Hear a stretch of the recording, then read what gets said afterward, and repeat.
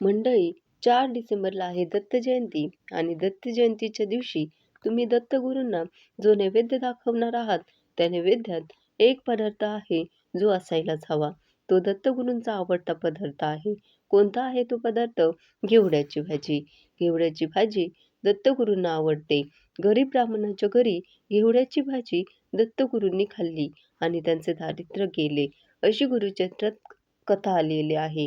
म्हणूनच दत्तगुरूंच्या नैवेद्यात तुम्ही इतर पदार्थ ठेवा, नका ठेवू, पण घेवड्याची भाजी मात्र असायलाच हवी.